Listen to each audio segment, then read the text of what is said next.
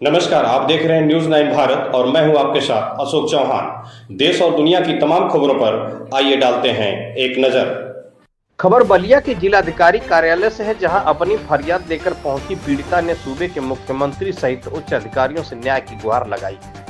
पीड़िता ने आरोप लगाया है कि रेवती थाना क्षेत्र के श्रीनगर गांव के निवासी दीपक कुमार शाह पुत्र बोधनगोड़ उत्तर प्रदेश पुलिस में कांस्टेबल के पद पर वाराणसी में तैनात है। पीड़ित ने बताया कि एग्जाम के सिलसिले में हम दोनों की मुलाकात ट्रेन में हुई थी, जिसके बाद प्रेम प्रसंग करीब 6 साल परवान चढ़ गया।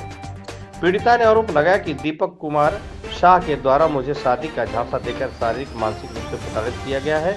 सबसे ज्यादा चौंकाने वाली बात यह है कि पीड़िता के तहरीर पर मुकदमा दर्ज होने के बावजूद पीड़िता को न्याय नहीं मिल रहा है। पीड़िता ने बताया कि दीपक कुमार शाह के द्वारा हाई कोर्ट से मेरे मामले में पैसे के बल पर स्टे ले लिया गया है और मैं न्याय की तलाश में दर दर भटकने को मजबूर हूँ। पीड़िता ने बताया कि मुझे दीपक कुमार शाह के परिजन अशोक शाह, मनोज शाह, पिंटू शाह, बिट्टू शाह, पप्पू शाह सहित पिंकी शाह से जान का भी खतरा है। संवाददाता कंचन सिंह की खास रिपोर्ट। नमस्कार, मैं कंचन सिंह। आज मैं एक ऐसी लड़की की कहानी सुनाऊंगी, दिखाऊंगी कि दर की ठोकरें खाने पे मजबूर है। ये लड़की, जो कहा जाता है कि पुलिस विभाग पे सबसे ज़्यादा भरोसा होता है, या कोई भी बेल्ट की नौकरी है तो जनता हो या कोई भी हो, सबसे ज़्यादा उस पर विश्वास किया जाता है। वहीं जब पुलिस या बेल्ट की नौकरी वाले जो भी हो डिफरेंस के, उन पे कैसे कोई भरोसा। ये हमारे साथ लड़की है, हम जानने का प्रयास कर रहे हैं कि क्या मामला है कि इसके हाथ में कागज, बस कागज है और कुछ नहीं है। इंसाफ के लिए दर की ठोकरें खा रही है, दौड़ रही है, कभी डीएम साहब के यहाँ, कभी एसपी साहब के यहाँ, कभी आईजी साहब, कहीं इसको इंसाफ नहीं मिल रहा है। क्या मामला है, इनकी कहानी इनकी जुबानी सुनते हैं। क्या मामला है? आप आज जिला अधिकारी कार्यालय पे आई हैं और कप्तान साहब से भी मिली हैं, बता दीजिए। हम जिला अधिकारी का इसलिए आए थे कि हम इनको एक पत्र लिख कर लाए थे, जिसके लड़का को घर जाना था उनको। क्या आपकी कहानी है? किस लड़के की आप बात कर रही हैं? दीपक कुमार शाह की कहानी है। वो पुलिस ईपीपी पुलिस में है। हमारा उनके साथ रिलेशन था शादी का, मतलब शादी ये नहीं हुआ है, उसके साथ सब कुछ हो चुका है। एक पति पत्नी की तरह हम लोग रहते थे। उसके बाद उसने अचानक सा मना कर दिया, हम शादी नहीं करेंगे। कैसे दीपक कुमार से आपकी मुलाकात होती है, शादी तक बात आ जाती है और शादी भी नहीं हुआ? क्या है आपकी कहानी? 2018 में हम जा रहे थे पेपर देने ट्रेन में, ईपीपी पुलिस का ही था और वो भी पेपर ही देने जा रहा था पुलिस का। उसने ही हमको नंबर दिया, हम लिए। हम उसके कांटेक्ट किए, बात हुआ तो वो हमारे कास्ट था। तो वो बोल रहा था कि हम तुमको पसंद करते हैं, हम तुमसे बात करना चाहते हैं। उसके बाद बात करे, उसके बाद हमको हमारा और उसका मतलब हम लोग प्रेम करने लगे। उसके बाद शादी में परिवर्तन हो गया, मतलब हम लोग सेम कास्ट थे, इसीलिए शादी में लड़का भी कह रहा था, हमारे घर के लोग कह रहा था, फिर उसके भी घर के लोग, मतलब सब कोई शामिल हो गया था कि शादी होगा। उसके बाद लास्ट में यहाँ ये आकर कि मतलब नौकरी उसका 19 में लगा, हमारा 18 का मुलाकात था, 19 में लगा। उसके बाद 2022 तक हमने उससे अच्छा से बतियाए, मतलब सब कुछ किए। 22 में मतलब मेरी मम्मी ये अचानक सा बोल दिया कि मेरी मम्मी से भी बोल दिया कि हम शादी नहीं करेंगे, चाहे पापा से भी बोल दिया कि हम शादी नहीं करेंगे। तो मेरी मम्मी को लड़के से देखौकी होने के बाद, उसके परिवार को देखने के बाद वो लड़का बोल दिया कि हमको तुमसे शादी नहीं करना है। हाँ, हमारा देखौटी होने के बाद बोल दिया कि माना नहीं, शादी नहीं करेंगे। वो इसके लिए हम बनारस कमिश्नरेट गए, मतलब बनारस में सीओ, कमिश्नरेट, एसपी सब का ही हम गए। 6 महीना तक हम बनारस में दौड़े।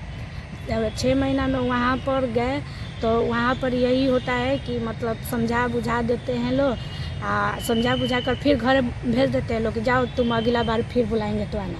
ऐसे करते करते अभी मुकदमा नहीं हुआ था तब की बात है। ऐसे करते करते उसके बाद और उसके बाद नहीं हो तो उसका देख लीजिए, इतना कापी रखे हैं हम, ये बनारस का भी इसमें कागज़ है, या हर जहाँ जहाँ मैं गई हूँ वहाँ के कागज़ है। लड़की के हाथ में बस कागज हाथ आया है और कुछ नहीं हाथ आया। जहाँ लड़की के बताने के मुताबिक लड़की की माँ खत्म हो गई, पिता भी खत्म हो गए। वाह रे यूपी पुलिस के जवान, इस लड़की के साथ और कोई शोषण नहीं, यूपी पुलिस का लड़का ही है। ऐसा नहीं है कि एक तालाब में मछली गंदी हो जाती है तो सारे लोग हो जाते हैं। आज भटक रही है, जिस के पास जाते हैं पीड़ित इंसाफ लेकर अपना, यूपी पुलिस है, उसी यूपी पुलिस का एक कांस्टेबल इस लड़की का शोषण अभी तक, बस ये कागज तो है इसके पास, इंसाफ की कोई कहानी नहीं है। तो आपकी मम्मी कब ख़त्म हुई? 2022 में 2022 में हो गया ख़त्म। उसके बाद लड़का बोलता था कि घर बना लेते हैं तो शादी करेंगे, थोड़ा सा और 2 साल नौकरी कर ले तो शादी कर ले, ट्रेनिंग ख़त्म करने दो शादी, ऐसे ऐसे कर करके आगे बढ़ाता था शादी के लिए। आपको शादी का झांसा दे रहा था? हाँ, दे रहा था कि हमको ट्रेनिंग पूरा होने दो तब शादी करेंगे, उसके बाद रुको 2 साल भर 2 साल पैसा कमा लेने दो तब होगा, रुको थोड़ा घर बना लेने दो तब। उसका घर भी नहीं था तो बोल रहा था कि घर बना लेंगे तब करेंगे। ऐसे करते करते मैं 2022 में मेरी मम्मी डेथ हो गई। उसके माँ बाप तो देखा देखी करके गए थे, उसके माँ बाप क्या कहते हैं? उसके माँ तो उसका बाप तो है ही नहीं है, उसका बाप भी यही फर्दगिरी किया है। वह भी जैसे ही कर रहे हैं ना, उसी तरह वह भी लड़की लेकर भागा हुआ है ना, उसकी माँ को छोड़कर। हमको बाद में ये सब पता चला कि ऐसे ऐसे उसका बाप भी किया है। उसके गाँव वाला बोलता है कि इन लोग का खानदानी चलता है, ये लोग खानदानी चलता है, ये ऐसा ही सब करता है। उसके घर में नौकरिया उकरिया वाला तो सब है, लेकिन उन लोग के पास इज्जत नहीं है, किसी लड़की का रिस्पेक्ट नहीं। तो आप थाने से FIR दर्ज नहीं कराई? हम FIR दर्ज कराए हैं अप्रैल में 2023 में, अप्रैल में शादी। इसने सबको फंसा कर रख दिया। मेरा तो पूरा फैमिली माने पूरा हमारा फैमिली हमको पूरा बर्बादी कर दिया। अब बताइए, हम घर पर अकेले रहते हैं, हमारे कोई हमारे साथ नहीं रहता है। मेरे साथ कब क्या हो जाए मतलब कोई नहीं। ये है कि बार हाई कोर्ट में जाकर स्टे लगा रहा है। मैं इसके हाई कोर्ट जाने के लिए सक्षम है ही नहीं हूँ। लड़की जाते अकेले मैं कहाँ दौड़ूँ, हाई कोर्ट भी जाऊँ अकेले जाती हूँ, हम किससे मदद लूँ? मेरे पास पैसा रहेगा तभी तो वकील, मैं किसी से पैसा, कोई हमारा हेल्प कर देता है, कोई पैसा मतलब ये कर देता है, तो वो भी पैसा लेकर वो लोग सब कोई भाग जाता है, और चुपचाप बैठ जाता है, कोई मजबूरी नहीं समझता है। तो अभी तक अब क्या चाहती हैं शासन प्रशासन और माननीय मुख्यमंत्री योगी आदित्यनाथ जी से क्या चाहती हैं?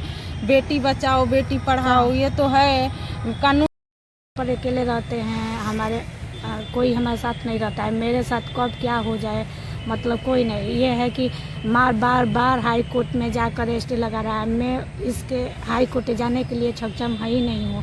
लड़की जाते अकेले मैं कहाँ दौड़ूँ, हाई कोर्ट भी जाऊँ अकेले जाती हूँ, हम किससे मदद लूँ?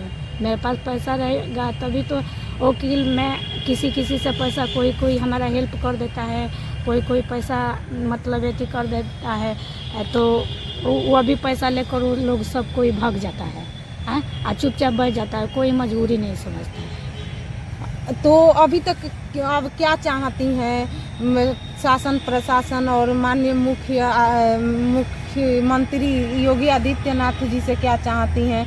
बेटी बचाओ बेटी पढ़ाओ, ये तो है कानून तो लग गया है, बाकी ऐसे बेटियों का जब यहीं फोर्स वाले ही ऐसा करेंगे तो आम लोगों का क्या हाल होगा? क्या चाहती हैं, क्या न्याय मांगना चाहती हैं? हम न्याय यही मांग रहे हैं कि अगर सच में बेटी बचाओ बेटी पढ़ाओ, तो माननीय मुख्यमंत्री से मुझे यही कहना है कि लड़का हमको कहीं का नहीं छोड़ा है। नहीं हमारे पास पैसा है, नहीं मेरे माँ बाप है, हम डर कर ठोकरे खाते हैं, हमको खाली पुलिस बुला कर परेशान करती है, हमको कोई इंसाफ नहीं देती है। आज आना काल आना परसों आना ऐसे कर लास्ट में लड़का पैसा के बहुत पावर दिखाता है, बहुत कहता है कि तुम कुछ भी कर लो, हम तुमसे शादी नहीं करेंगे। शादी के लिए पूरा हमारे गांव में, अपने गांव में पूरा मतलब बेइज्जत करके रखा है, जलील करके। हमारे घर पर 10 आदमी को लेकर आकर 10 साल 20 साल ऐसे आकर हमको ना हमेशा जलील कर गया है। जलील करके। और कोई पुलिस मामला में बोलना ही नहीं चाहता है, ना कोई गवाह ना कोई। हर लोग खाली मतलब एक लड़की का मजाक बनाता है, बस मतलब सब कोई देखता है आँख मूंद कर, कोई सपोर्ट ही नहीं करता है। और मेरे घर का कोई मतलब क्या है, मेरी बहनें ना है तो अपने अपने ससुराल है, तो वो लोग जब रहेंगी तभी तो मदद करेंगी। क्या कहता है कि पुलिस विभाग में है, मेरा कोई कुछ नहीं कर पाएगा, मेरे पास पैसा है। बोलता है कि पैसा है ना, तुमको ना कानून का मजा खेलना है ना, तुमको कानून में हम बहुत एथी कर रहे हैं, तुमको ना दिखा देंगे कि कानून क्या होता है। फिर तुमको ना हम घसीटेंगे, बोलता है कि ना जेल जाएंगे, नहीं जेल जाएंगे, नहीं तुमसे शादी करेंगे, तुमको ना ऐसे ही हाई कोर्ट का चक्कर लगवाएंगे, बोलता है। लड़का बोलता है कि तुमको ना हम जेल जाएंगे और ना तुमको हाई कोर्ट लोअर कोर्ट तुमको घसीटते रहेंगे। ऐसा नहीं है बेटा कि आप घसीटते, कानून का बहुत लंबा हाथ होता है कि कानून की जब घेरे में एक बार आओगे तो नानी याद आ जाएगी। ये लड़की बहुत पीड़ित है। हम यही कहेंगे कि शासन प्रशासन इस लड़की का जहाँ तक हो मदद करे। पैसा कुछ नहीं, बड़े बड़े विधायक और बड़े बड़े लोगों को भी हम देखे हैं।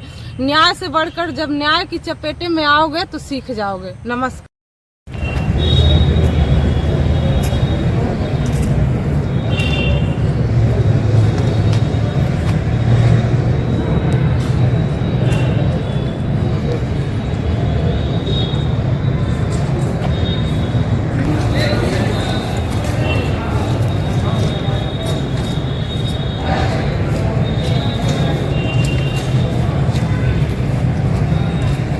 यहाँ खबरों का सिलसिला कभी नहीं थमता। सिर्फ और सिर्फ बने रहिए न्यूज़ 9 भारत पर। अब चाहूंगा इजाजत। नमस्कार।